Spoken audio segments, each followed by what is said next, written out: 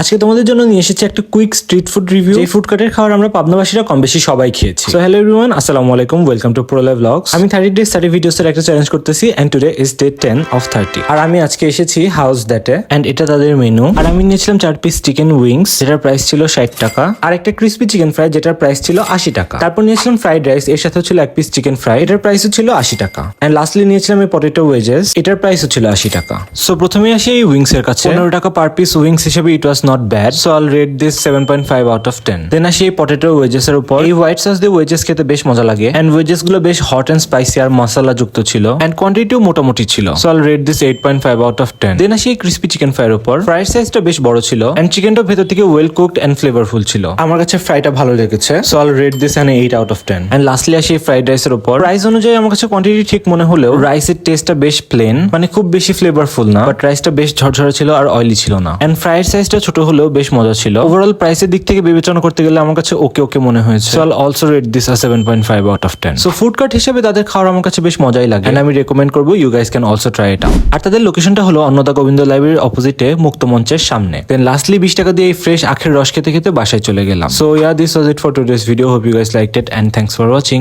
By.